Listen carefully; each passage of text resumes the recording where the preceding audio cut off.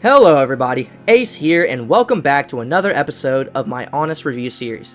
Just like the previous episode, which if you haven't checked out, I highly suggest doing so. I wanted to get this video out quickly, as this DLC will be a hot topic for a while. So hopefully the quickness of this release won't fiddle with the quality of the video.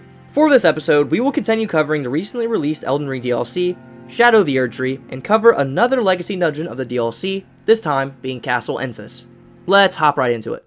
In order to even get to Castle Ensis, we must first pass the Elak Great Bridge. Huh, is that thing active? Once we take out the ballista and the enemies around it, well, we died first, but once we eventually survive this brutal onslaught, we can explore this campsite-like area. We die to some random mesmer goon due to an overpowered homing fireball attack. We then come across our first Black Knight of the DLC. Don't get these guys confused with the Black Knights from Dark Souls 1. These guys are even rougher, like really rough.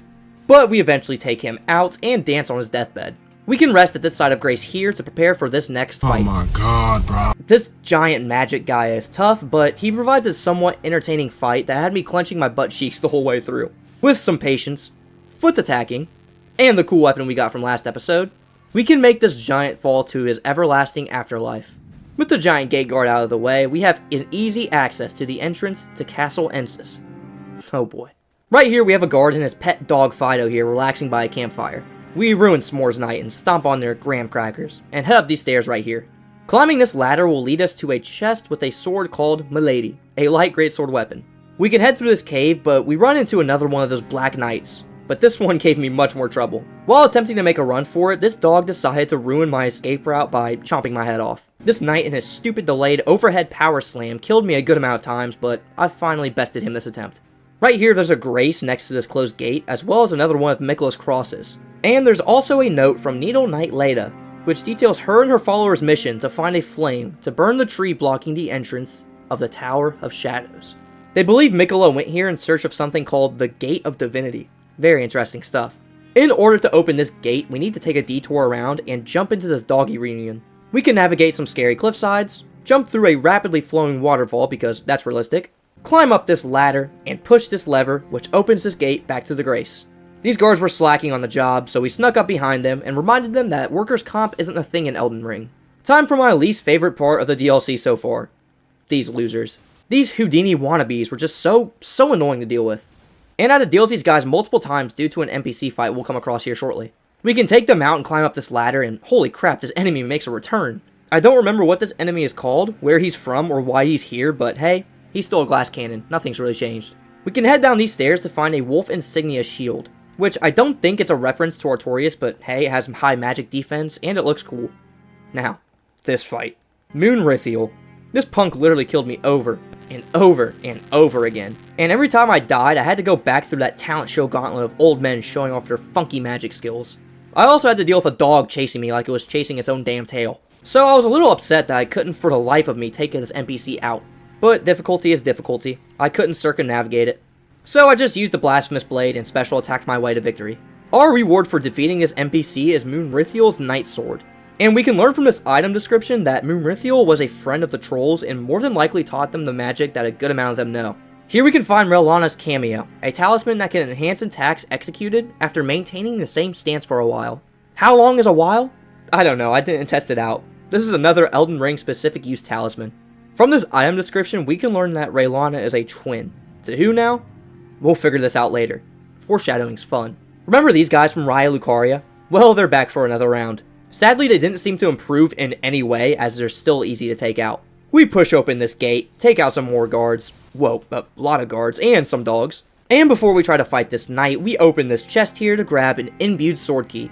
We died to the Black Knight, because of course we did. Now we have to run all the way back to teach that knight a lesson. The lesson is as follows. A man who has to run a super long distance in the Souls game through an area he's already been through multiple times has nothing to lose. However, I took the wrong route and thought I straight up ran off a cliff. Instead, I found myself alive, next to a ladder that allows us to explore the roofs here. There's nothing crazy up here. However, if you fall down at this spot, it'll lead us to a solid sorcery called Glint Blade Trio.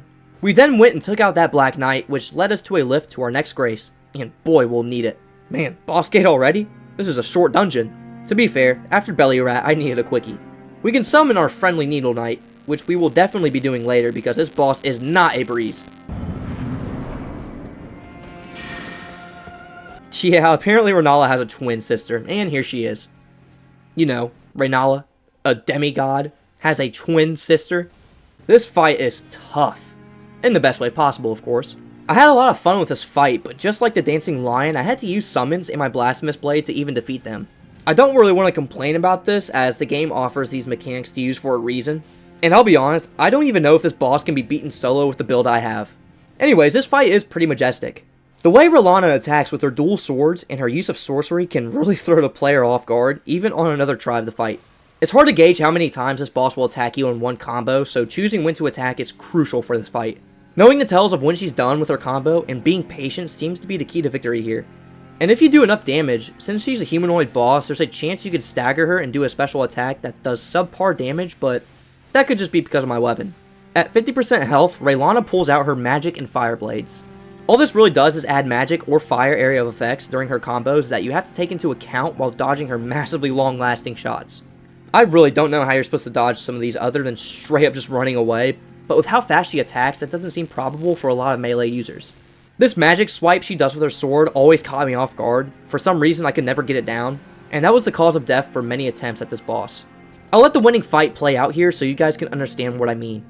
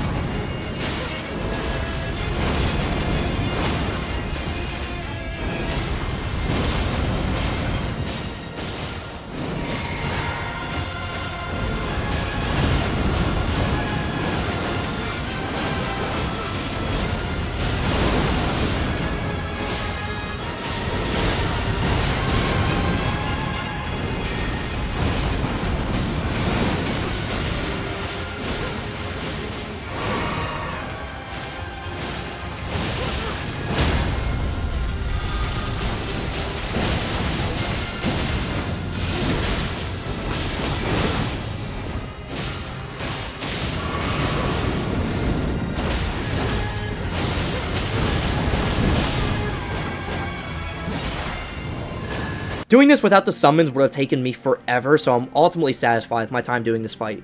Relana is a remembrance boss, so we get hers after defeating her. This remembrance can be traded in to get one of the two items, Relana's Twin Blades or Relana's Twin Moons. Both are pretty viable options for a melee build, or a full-blown sorcery build if you have enough intelligence. I chose the Twin Swords because, come on, these things look sick.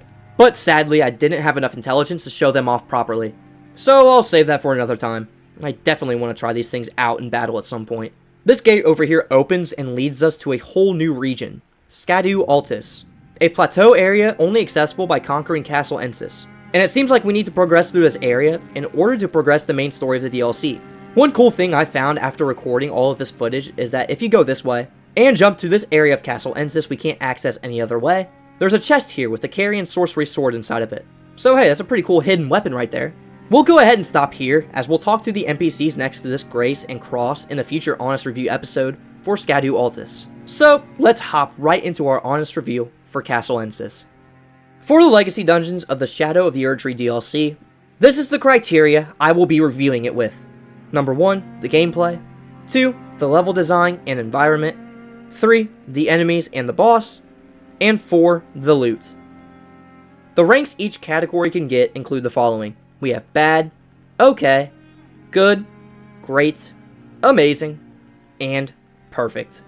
Let's start with reviewing the gameplay. It's easy to make a fun to play through dungeon due to Elden Ring's gameplay being superb, so I feel annoyed that I didn't have the grandest of times going through this castle. There were a lot of trolly enemy placements that felt bullcrap and were just annoying, And this place was short and didn't offer too much remembrance in its gameplay. So for that reason, I'll keep this section short, and I'll give Castle Ensis a good rating for its gameplay. The level design was very meh with this area.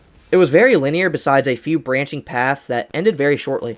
These paths did end up giving you some cool loot in the end, but didn't add any impact to the area other than, oh hey, cool item right here. The environment was also pretty basic. It was just a magic castle. It does its job with the decorations and design of the inside rooms, and it gets the castle thing done right, but that's about it. It's just a magic castle. Nothing more, nothing less.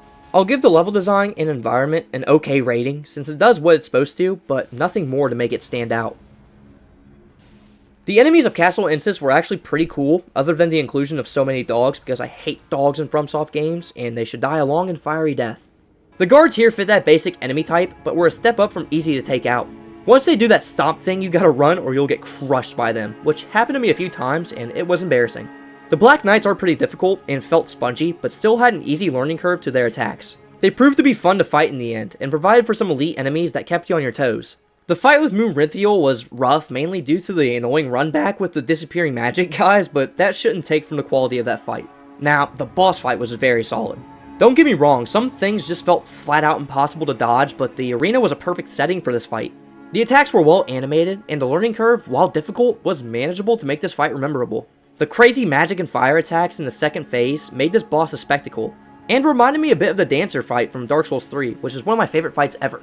With that being said, the enemies get a great rating, and the boss gets an amazing rating. These two categories are a standout for this place. The loot and gear received from pillaging and ransacking the castle is pretty solid. You can get some good talismans, and you can also get a cool looking shield that can deflect magic pretty well. You can get a really solid spell, a few solid magic themed melee weapons, and some more stuff if you look around hard enough. While I wasn't able to test out a lot of the loot, due to my build having low intelligence, I can still see the appeal and use of all these items. Even the talismans, I guess, despite how oddly specific they are. I'll give the loot and gear a great rating. If we average it out, Castle Ensis deserves a good rating. It's not that memorable when it comes to level design and gameplay, but fighting your way through it to grab some cool unique sorcery themed items was the best part for me. And that boss. That boss was a spectacle, and a challenge as well. With that being said, that's it for this episode. It may be a shorter one, but don't worry, we'll have a good amount of videos over this DLC. I hope you guys enjoyed the video, and if you did, why don't you help me out and subscribe? I'm trying to focus on YouTube heavily now, and with the support and help from you guys, I feel like I can make something out of this channel. Something good for you, the viewer, and I, the creator. This is Ace speaking, and I hope you have a great rest of your day, and as always, peace out.